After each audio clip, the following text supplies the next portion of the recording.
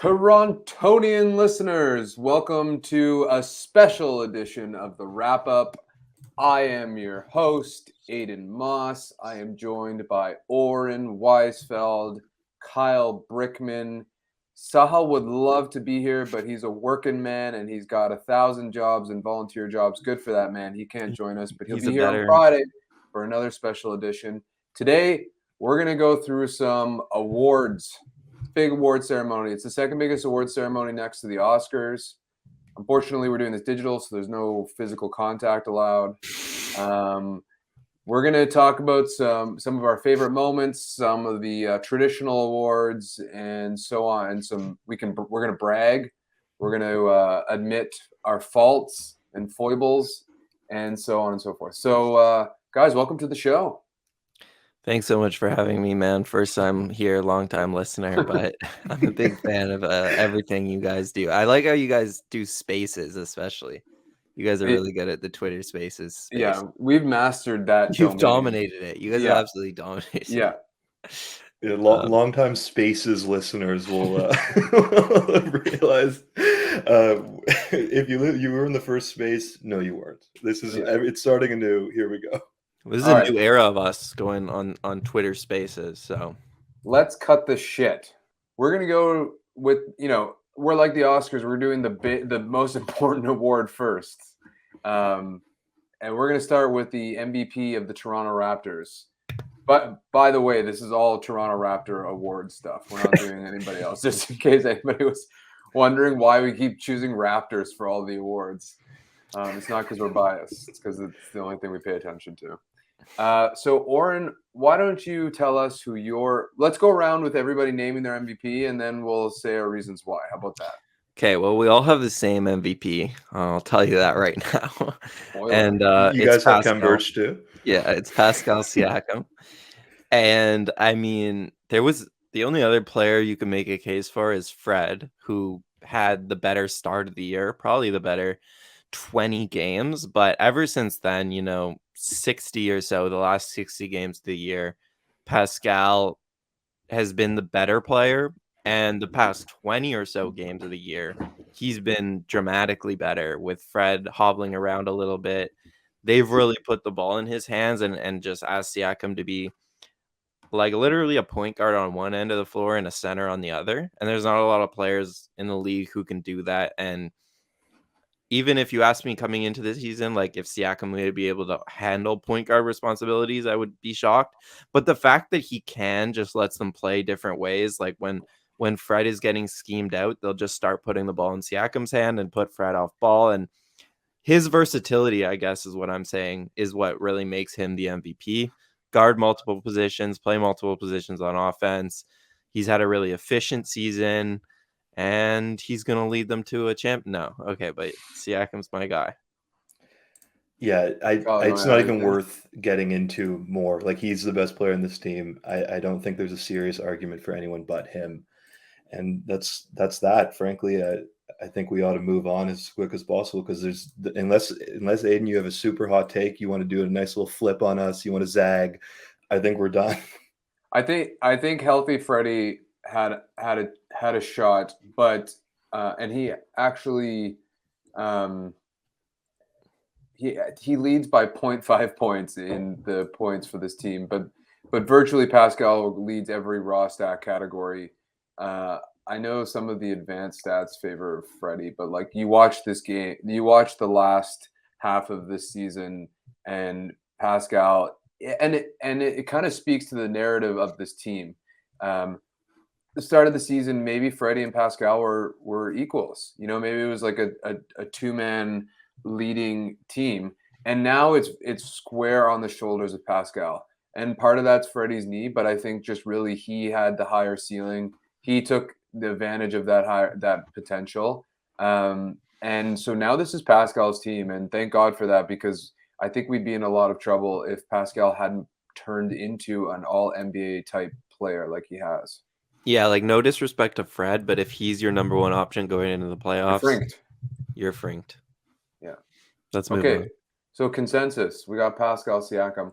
We're going to go to arguably the second most important award of the night, not to bury all the other ones.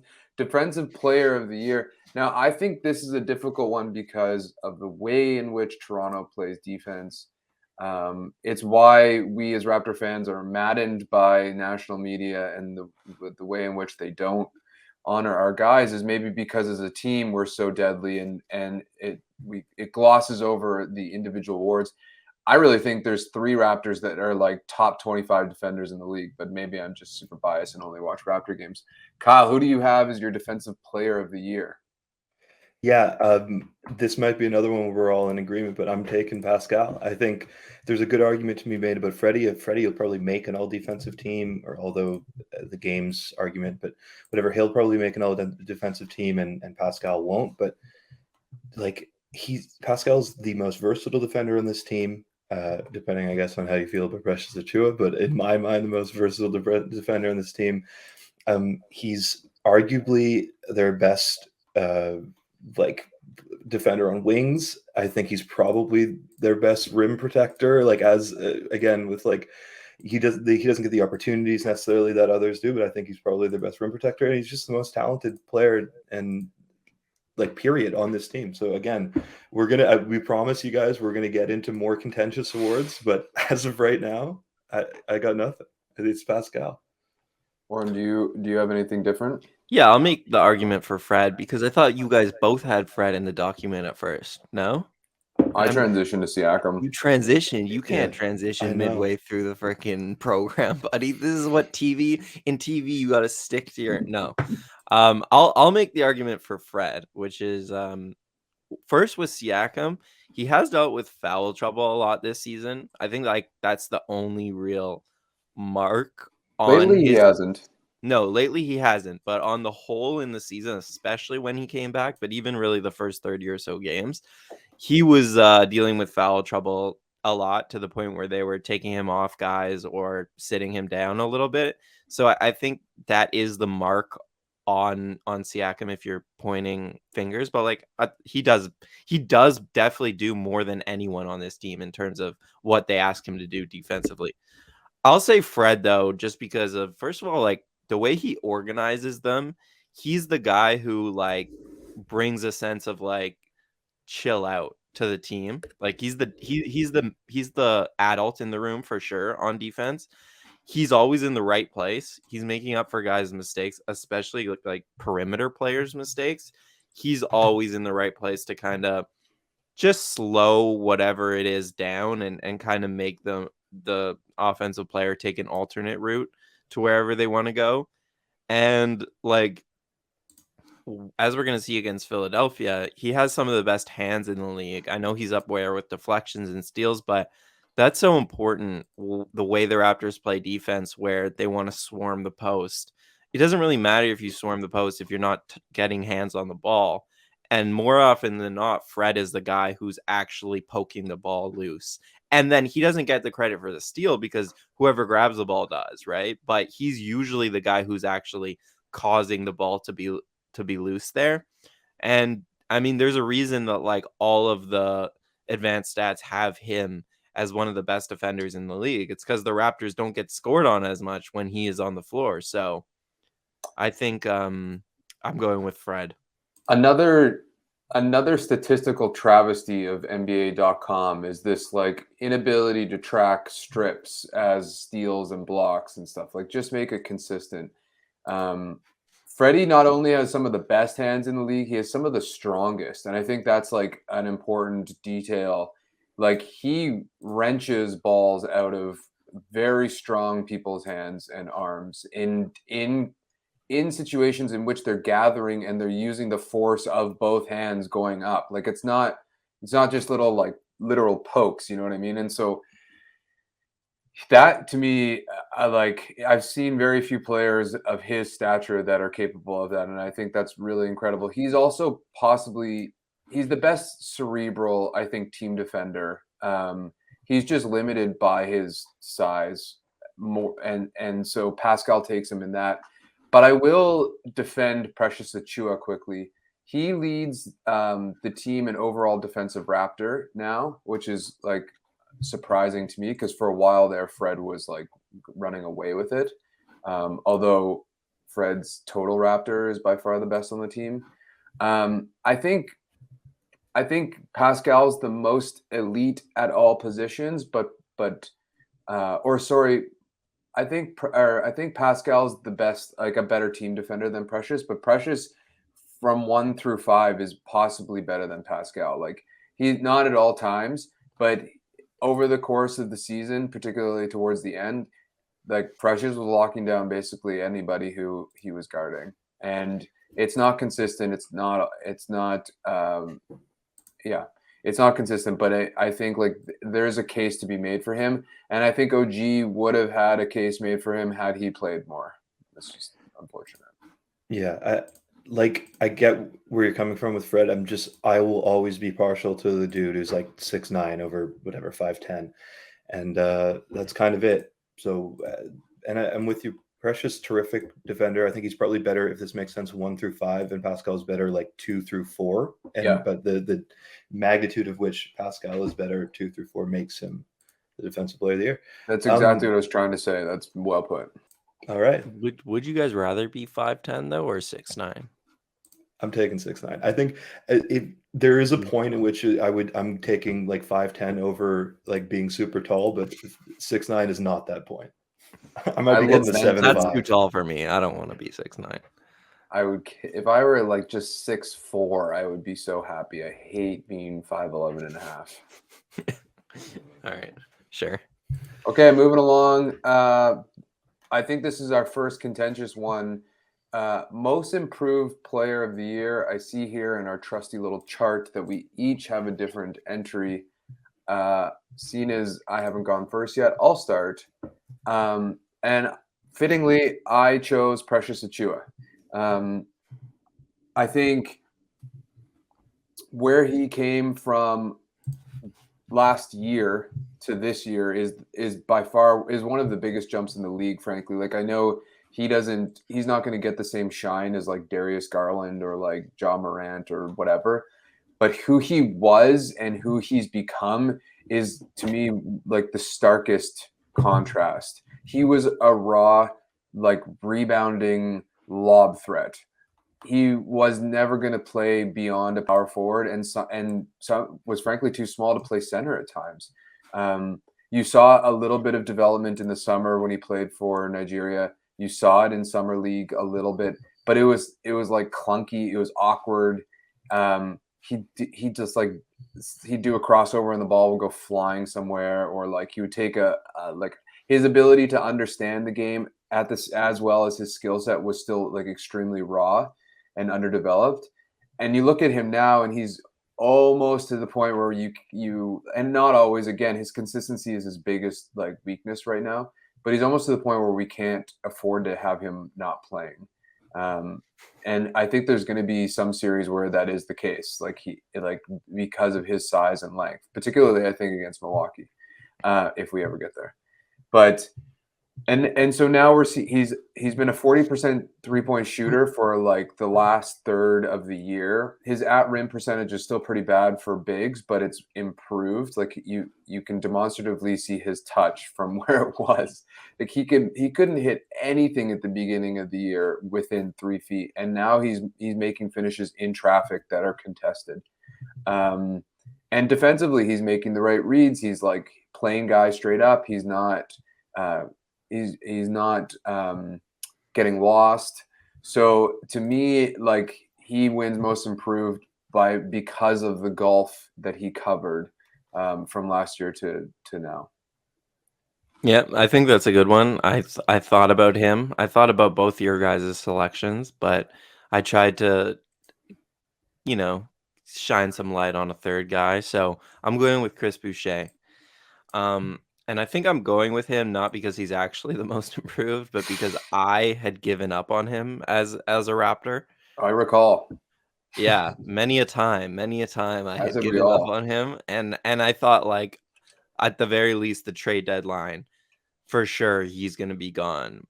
And just before the trade deadline, he started playing way better, and now I think like if you ask me to put the odds on it, like I think they'll probably even retain him in the offseason, although like the playoffs are going to be another huge test for him. But just for Boucher, for me, it's not the offense at all. It's like completely on the defensive side of the ball. Like what he did to Harden a couple times recently, taking those charges, and just like it surprises me because his defensive awareness was never good before this season. He was always the guy who like people had to tell, no, you have to be here instead of here. And this season, it feels like he's always in the right place at the right time. His rotations are like he's saving the guys with these last second rotations. His closeouts have gotten a lot better, although sometimes he'll still jump when he doesn't need to. But especially under the rim, it just feels like he's taking so many more charges. I know he leads the team, and that's just to me like evidence that he's reading the game better and he knows where to be and when to be there, and that caught me off guard, I'll say. So, and then obviously on top of that, there's the offense. There's the offensive rebounding, which has been huge. There's the 3-point shooting, which has not been bad at all. So Chris Boucher, you are my most improved. I'm all for that. In Manny's roundtable where he asked who should be nominated in the league for an award other than Scotty for Rookie of the Year, I threw Boucher out there for Sixth Man of the Year. Like his numbers don't shine, but he's not even in the conversation. I think he should be for how important he's been to this team when him and Precious come onto the floor late in the first quarter. Yeah, absolutely. I've got like a kind of, I guess, unorthodox pick, but mine has to be Fred VanVleet. I think the jump from good player to all-star, although it's not like the same magnitude as the jump Precious took, which was basically like barely in the league, like bouncing between the end of the bench and the G League type thing, to rotation guy. I think that Fred's jump is so much harder to make, and so many guys get to the level that Fred was like even last year and don't make that next step to all-star. So the counting stats almost no different between this year and last year. The advanced stuff, though, his BPM is like a point higher. His Raptor is higher. Like, so clearly he's doing something, Fred is, that is better than last year beyond just the traditional metrics. And I think it is sort of reflected, as you mentioned earlier. He's a leader defensively. He is commanding a team that is like a playoff team in a way that we never really saw from him. And I guess maybe the improvement is less so play and more so just like being the face of the franchise, or the face at least of the locker room, in Kyle's absence. So maybe it's like most improved personality as along with player. Yeah, I think Fred does what Kyle did in that, like, he just puts his imprint on a game every game, even if he's not shooting the ball well or whatever. Like, that's why I also picked him for a defensive player. Was like, we saw a few games late in the season, even on a hobbled knee. I remember against Orlando, and then I think also the Hawks, where like Fred had like 5 steals in each of those games. It was literally like changed the way that those teams played, and it was just like so impressive for a guy who doesn't have like the physical skills to do that. Yeah, I think, and to add to Freddie's case, like the beginning of the year when he was playing at an all-star level, like a lot of the Raptors weren't playing very well. Like who the Raptors are now compared to back then is vastly different. Yeah, For he Pascal, carried them for right? Sure. Like he threw them on their back and played out of his mind. That's a lot of respect. That being said, like you said earlier about if Freddie's your number one player, like you're in a little bit of trouble. I think Freddie's best role on this team is the Kyle Lowry, which is 1B or 2A as your offensive option. Like that, like clutch, like big shot or drive to the rim. But mostly being the second option, or like the switch to the weak side or whatever else, or So I'm happy to, like, unfortunately it's because of his knee, but I like how the hierarchy has shaken out. Okay. Everybody feel good about that? I feel great. Listen, we got to get into something a little bit less traditional, though. We've done the classic NBA awards. Let's get into something a little less traditional. Who would you want to date your sister saying? award? All right. Who do you guys want to date your sister? I'm picking no. Not that. I'm definitely choosing OG. He's just holding hands the whole time. Good guy. Yeah, I get. Are you alluding to game of the year, Kyle? Is that what you're talking about? I think I was. Okay. Kyle, why don't you lead us off? What game? Well, why don't you first define to the listeners how you conceive of game of the year? So to me, the definition of game of the year has to be the game either that it was most notable because of something that something crazy happened in it, a big comeback, a statement win, or just pure enjoyment. And I kind of can't fault you either way, but I went with, and although it's a little bit recency bias, and even more so because the Raptors are playing the Sixers in the playoffs, but I'm going Raptors 119, Sixers 114 on April 7th. Just last week, less than a week ago, I did the wrap up on this game, and I had to rewatch the wrap up to see how I was feeling about it. I mean, honestly, like we kind of knew at the time it was a potential playoff preview. It turns out that we were right about it. Just a tremendous Siakam performance, really like completely outplayed Embiid, who will either be the MVP or the number 2 MVP runner up. And it gave me a sense of hope about this upcoming series that I kind of didn't have before, if I'm being completely honest. And it filled me with like a sense of I'm excited about this series now. I would have dreaded this series at a certain point, even earlier in this year, but I'm kind of ready to go for game one. I don't know how you guys feel, but like this is hell yeah. I'm in a great place with this Raptors team right now, partially because of this game. Yeah, I'm in a great place mentally too. Thanks. No, but this was my game of the year as well.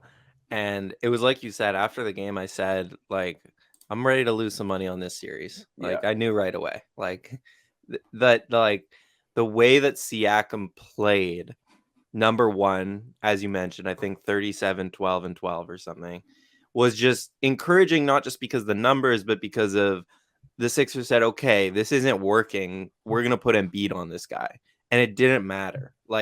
And that's what's going to happen in the playoffs. Their stopgap option is to put Embiid on Siakam. That's always going to be their break in case of emergency. I've been watching 2019 series because I'm sick in the head. And that's game one. They put Tobias Harris on Siakam. He went for 29 on 15 shots. Game two, from there on, it was all Embiid on Siakam.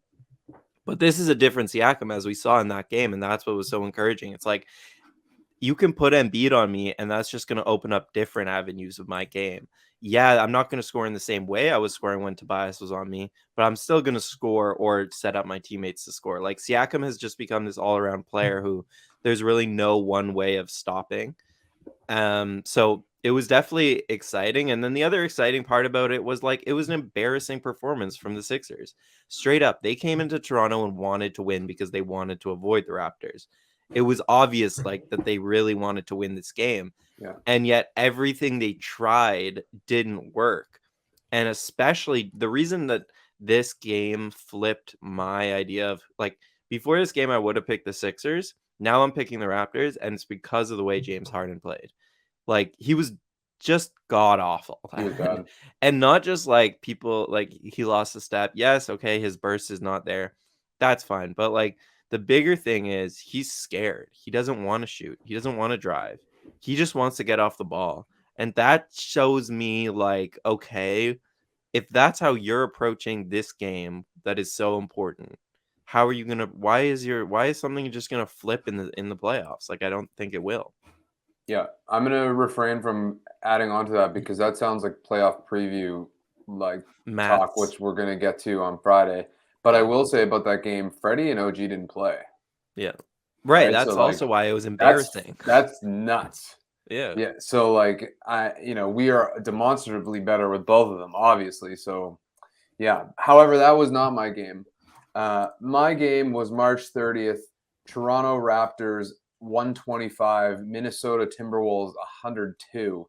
I will say honorable mention to the Heat Raptors game, which went to triple overtime, where the Raptors won 124 to 120, which also like launched an 8-game winning streak. But to me, this game like stands out as the game of the year because it was like the true moment of Toronto's ultimate powers. Like we've never had a healthy roster basically all year. The only player missing in this game was Malachi Flynn. We That's had huge. what's that? It's That's a huge miss. Huge miss. Huge. They've only played 21 games together. We finally had Precious Boucher and Thad on the bench. And the first quarter, the Wolves won 30 to they won the first quarter 30 to 20. In the second quarter, it burgeoned to 40 to 23. So like Minnesota's starting to roll, and you saw them last night how their momentum can kind of carry them. That swagger, that like arrogance, really. And then the Raptors won the game, the rest of the game, 122 to 62. Like they utterly throttled them. And the best part about that is combined, Freddie and Siakam went 10 for 30. They didn't even play well. And like you mentioned, Pascal being an all-around player now, like that was another like proving point in the season where like, okay, you're going to double team Pascal. Like that's not going to flummox him. He's just going to find the open man. He had season high 13 assists. So like to me, that's like you guys said, the Philly game gave you hope. This game, I came away from being like, damn, like this team can. If they are all playing at a high level at the same time, they could actually beat anybody. Can they do it over the course of a 7-game series? Like maybe not, but what this team has the potential to be elite, and I think that was the game that stood out to me. How do you feel about that? Absolutely, I feel great. I couldn't agree more. Should we get into moment of the year? Yeah, I've got mine a little bit of a cheat. I'll be honest, I didn't know whether this is considered part of like the year as in like the regular season, but I'm going with Scotty draft night reaction, just the dance, the hug with his mom, the way he got up and pumped his fist. To me, that kind of has to be, because it signifies something about the future of this franchise, and the way I'm justifying it to be as part of this year, because we wouldn't have had it in last year's wrap up, and so it has to be. And I know it's in some sort of weird purgatory between this year and last year, but who cares? I'm counting it. I think that was the moment that filled me with the most joy in the calendar year, and hopefully there'll be a more joyous moment in this, in these next couple months. But if not, I'm still going to have the Scotty draft night. He's so excited to be a Raptor, and the future of the franchise looks awesome. My favorite moment of the year is the RR Party's reaction to Scotty getting drafted. Insert that video in right here.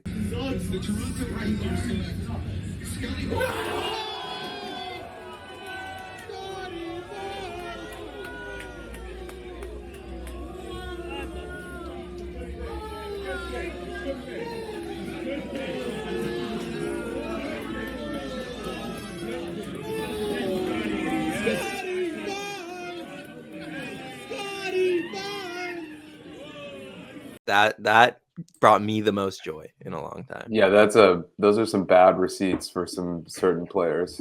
I'm going to build on that. My moment of the year is the Scotty Barnes haunts the Brooklyn Nets montage.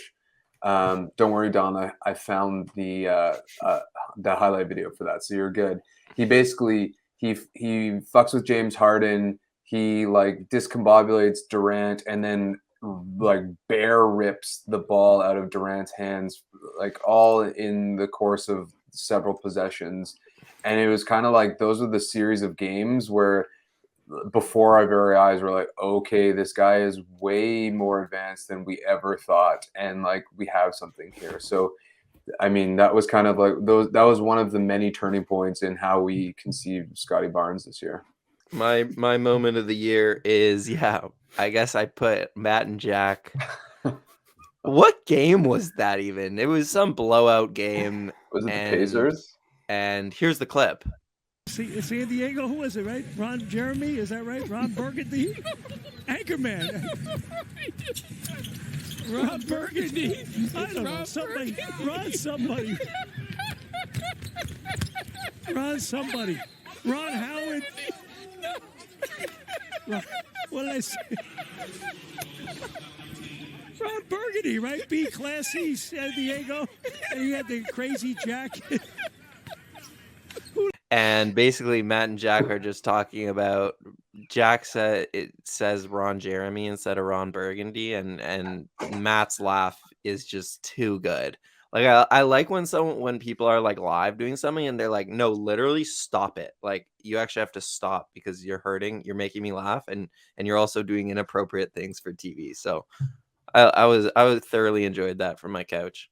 I also sometimes wonder if Devlin's giggle is put on, but then like you hear how Rod is in that clip, and you're like, oh, that's just actually how he laughs. No, he was dying for sure. Yeah. Okay, quickly moving on. Now we're at individual performance of the year. We've kind of like landed on these intermittently, but we can do it anyway. Oren, individual performance of the year.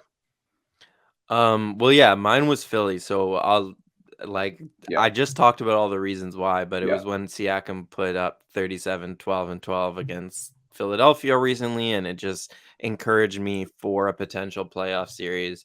And also, lastly on that, it also, I think, was the defining All-NBA game for him with like all of the Americans watching so late in the season. That, I think, more than any game in his entire season made him like get put on ballots for people who are undecided up until then. Yeah, I'll also go because I'm the redundant too. It's the Minnesota game for me. Like not the best shooting performance, 12 points on 5 of 15, but 13 assists, 10 boards, a steal and a block, and he was a plus 27. And like similarly, this is just kind of like this is more evidence for that All NBA, like the versatility, the team leadership, the like being the best player on the floor when you have the best shooting big of NBA history opposing you. Yeah, Cat is incredible. Do you guys see him last night? Yeah. Oh my God, he's amazing. Very best. Sorry. So yeah, that's my individual. I kind of had a different interpretation. Clearly, I'm picking the individual performance that maybe isn't necessarily the best for the one I enjoyed the most, which was Gary at Phoenix. I believe it was on March 11th. It was a big win for the Raptors, so I guess it was significant. But it was just like the dude hit 8 threes, 13 from 20, 13 of 21 from the field. He's shooting 8 for 11 from 3. So basically 73% from threes, 62% from the field. He scored 40 points, only 1 assist, which kind of makes the game more fun to me. 8 rebounds, and just the way he was getting that 40, it was just like it was. I mean, people talk about like there's a joke going around about like Pascal has like his ethical 30 ball, like no foul grifting, all of that. Like Gary is the exact opposite. Almost every shot, whether it goes in or not, he's flailing his arms and legs everywhere. He's like everything's a jump shot, and his facial expressions are so funny. So give me that. I thought that was the individual performance of the year that really stuck with me, as in like was the most fun game I think maybe I watched that year. Yeah, it's a good choice. It is very entertaining when he goes lights out. He's gonna do that like at least once in this series.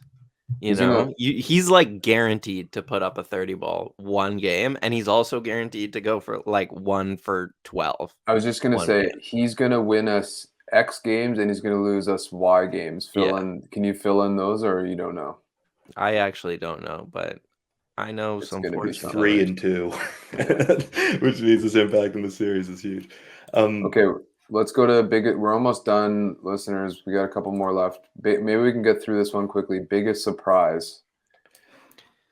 Kyle, you start. Yeah, we have the same one. I'll let you kind of really get into the meat of it. It's for me, it was pretty obviously Scotty. Like I thought he was basically going to be like a hustle points type of player, and it turns out he's actually a superstar. So there we go.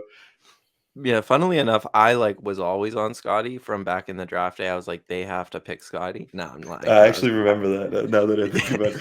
We can go back and watch because our digital footprint is so immense No, I've because of these deleted wrap-up everything. lives. I've deleted We can go back everything and from watch. the internet. But to I'm get into the real confidently meat, safe. of it, no, we'll play this clip here, as you can see as I'm talking. There's this clip, and it just shows why I think Scotty is so good and why he's become so likable, but also how he's contributed to winning even as a rookie is just he's so advanced in terms of how he reads the game. And this clip in particular, you can kind of see he looks off at the 3-point shooter and makes this split-second decision to go block the attempt at the rim. And it's just it's insane that he reads the game that quickly. We've had issues with his defense at times, and that's because sometimes he can get caught being too focused on help. I think that he loses his own man. But when he does kind of get it right, and when he does act as a helper, or when he has to, for example, defend 2 on the weak side, he's just so smart about picking the right read. And this clip more than anything just shows he made this decision in such a quick succession, and then to still have the length to actually execute it is just it's what makes him so ahead of schedule. There's definitely Scotty. The thing about Scotty is I don't know, it's hard to be surprised. I mean, all rookies are kind of surprising in some way. You don't really know what you're going to get at the NBA level. So I went with Gary. I was kind of down on Gary coming into this year only because I don't really love his style of basketball. And I didn't anticipate the defensive side. I know fundamentally he's not the best defender. He's a gambler. He's over aggressive. He can get distracted, whatever. But that's also what Nurse wants from him. They kind of want him to be that chaotic catalyst to just throw caution to the wind and disrupt what's going on. He's had 12, 28 or more point games this year, 240 or more. He's had 9 games where he's had 4 or more steals. He's 4th in steals. He's 5th in total deflections. He even though he has shorter arms and he's not 6'7" to 6'9", he fits the profile of what the Raptors want to do on the defensive end, in the sense that he's getting hands on balls and being a part of that larger chaotic ecosystem. And I think he's our dog. He's the guy that's got the swagger, that's got the I'm better than all of you, that this team kind of needs, because they get a little sleepy headed sometimes, or reserved almost. And Gary's the guy that is really undaunted by anybody. And you saw with Pat Beverly, as annoying as it might be, sometimes you do need that to boost the morale of the team. So I was surprised by all of that from Gary. I didn't really just anticipate that this year. Yeah, it's worth noting about the defense. Okay, although he's a gambler this year, but if you remember him playing last year, the effort is completely different. He's engaged, at least. He might, Yeah. you could even argue that he's too engaged. He's trying to get him the ball at every moment. He's every cross court pass is an opportunity to jump a passing lane, all of that, when he maybe shouldn't be doing it. But at least he looks like he's trying out there. Because I had very, very low hopes for him defensively after last year. Yeah, 2 of my favorite quotes of the year came about Gary's defense. One was Ken Birch saying, "I've never seen someone be that bad to that good one year." And one was Nurse being in the offseason, we had a talk, and I was like, "Listen, man, I need you to play like this on defense and still do this on offense." And Gary's like, "You want me to do all that?" And it's just we don't do that in the Western Conference. But yeah, no, I think that's a good pick. He also to that point, he attests to Nurse's leadership, right? That he just got freshly paid, and the coach is able to go to him and tell him that I want you to bust your ass on defense first. That's a testament to Nurse. Okay, moving along from biggest surprise to the most disappointing player of the year. This one, I feel like there are only a few candidates. So, Kyle, who you got? Yeah, mine, it hurts me to say this, but it's OG. It's OG Anunoby. If you just look at the raw stats, not only has he not taken the step that was like promised by some people in the offseason, he's actually had a worse year. And you could say, oh, he's been injured this year. He was injured last year. His field goal percentage is down 37 points.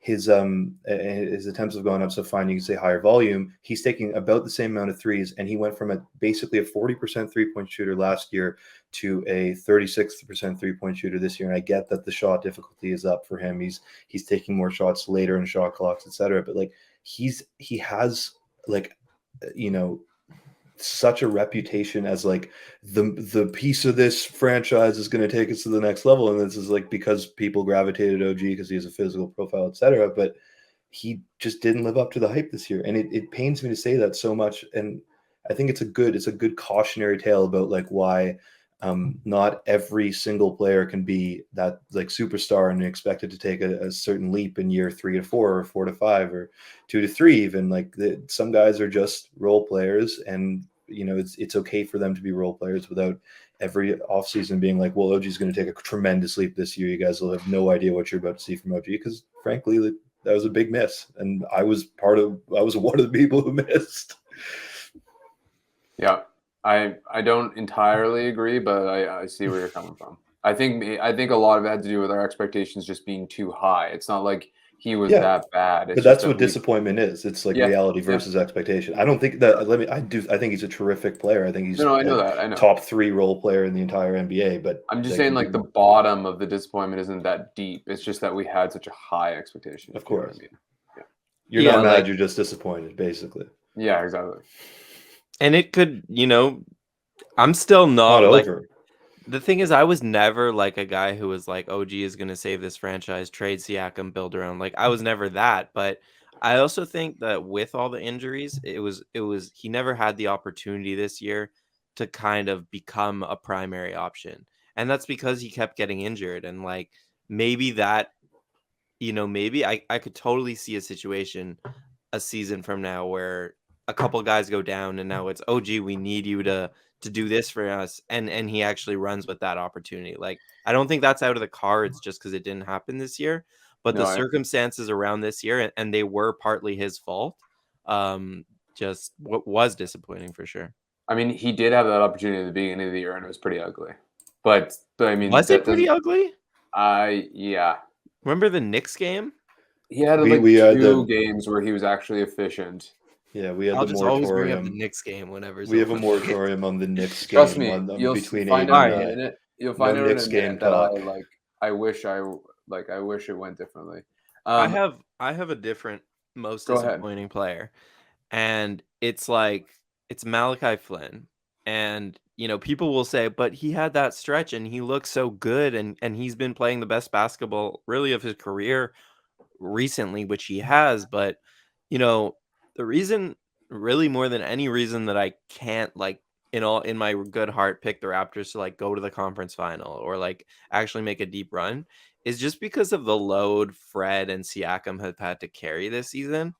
And I have to kind of blame Malachi for that. We went into the season being like, okay, Malachi and someone yet to be mentioned, who will be mentioned, are going to man the backup point guard spots. And then Fred will get his rest. Siakam and Barnes will get their rest, whatever. And it just turned out that he could not do what they needed for him to do for the vast majority of the season. Yeah. Fred played the most amount of minutes in the entire league, and kind of the rest is history. I'm happy that we're in the playoffs and that Fred, I'm not criticizing Nurse for playing Fred that much.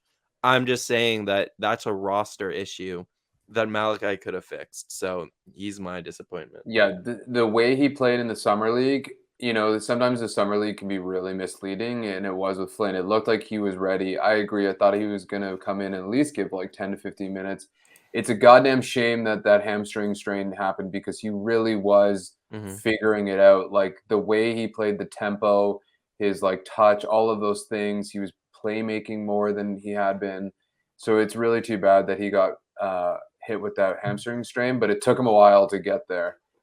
Which is a nice segue to my goddamn disappointment of the year is Goran fucking Dragic. I really defended that trade. People were hating on him. They didn't get it, blah, blah, blah. And I was like, this is lemonade out of lemons kind of situation. Like he could be a veteran leader. He might be cheap or whatever, but he's a gritty fucking dude, or he was. And like, I think he could have been the locker room presence that Thad Young has served this team.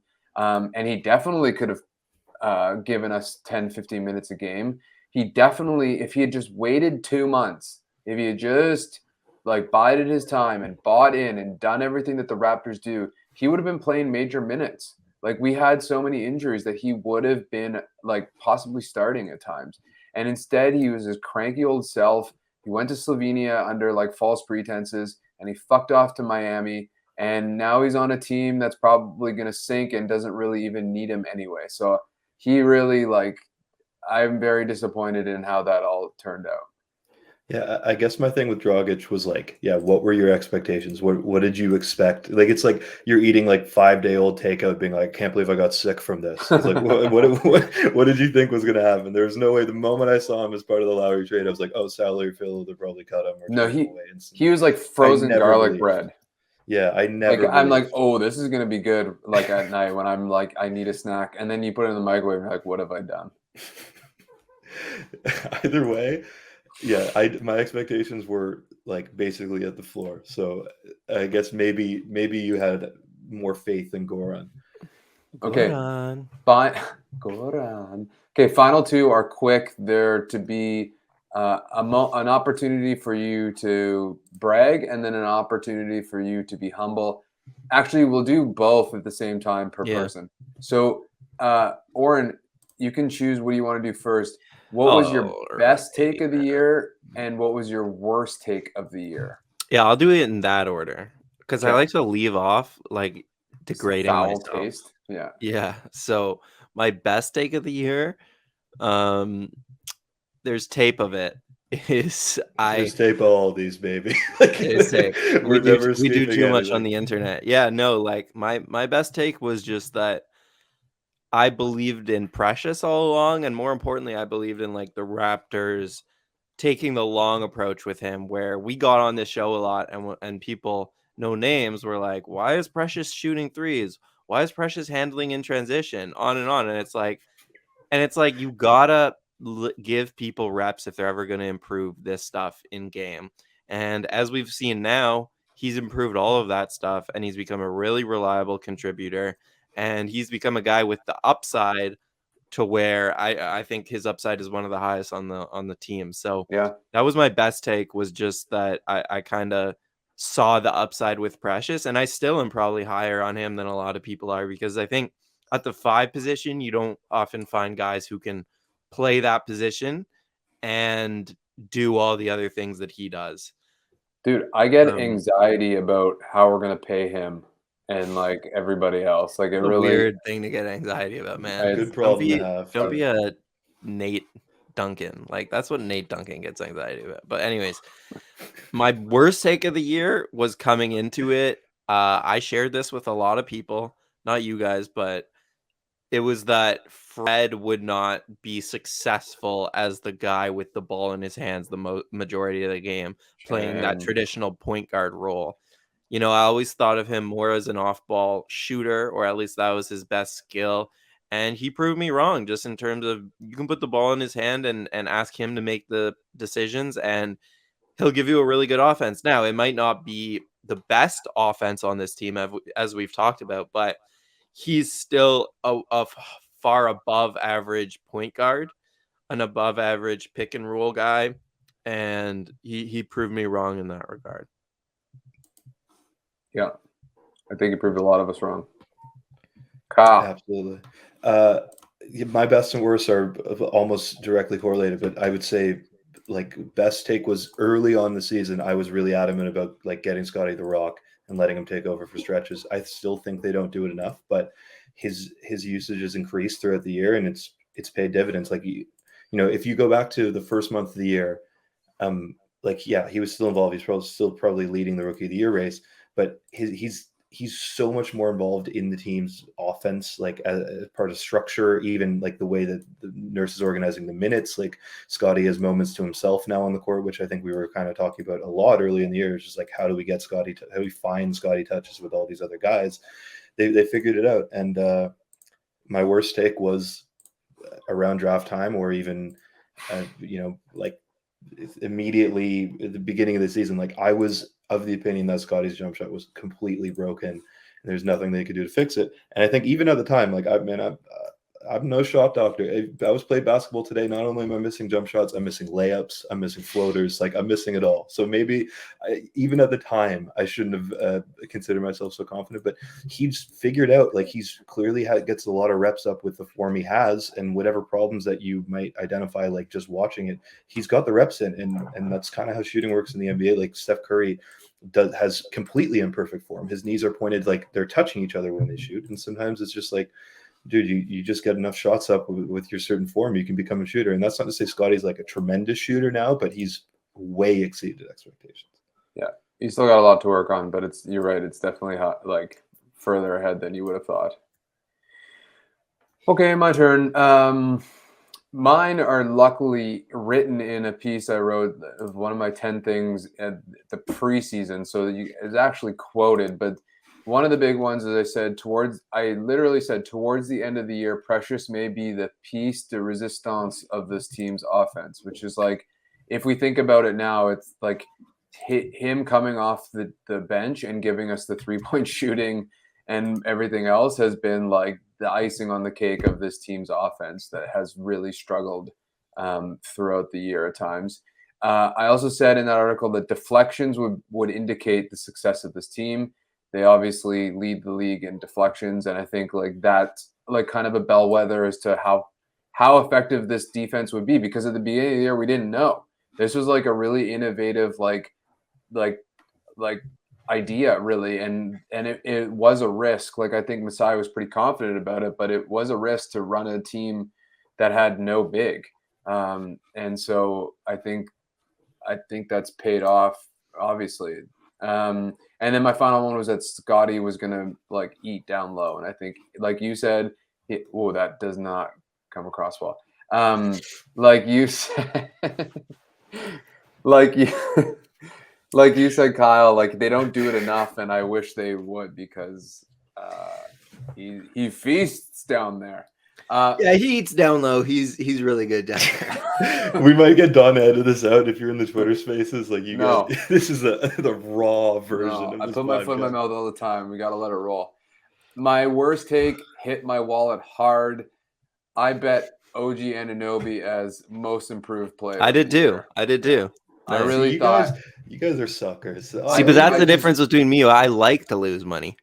Yeah. Okay. I just really thought we thought whatever. Yeah, injuries did not help him. I think really usage did not help him. There was too much growth on this team all at once between Precious, Fred, Pascal, Scotty. OG just kind of like, and Gary, like OG just, there was no room for him to spread his wings, and so that was my very biggest miss. Amen. I don't think you're alone in that. I think you're in pretty good company with that miss. Okay, we're gonna get the hell out of here before we hit an hour. Everybody listening, thanks for tuning in. You gotta like this YouTube video. You gotta comment. You gotta subscribe. You have to. And you have to. You just got to, because this is how we make our Skrilla, and then gamble it and lose it all. So do that.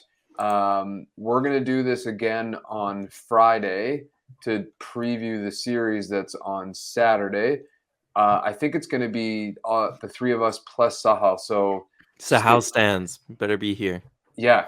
And I know there's a lot of you out there who favor him over all of us. So tune in for that.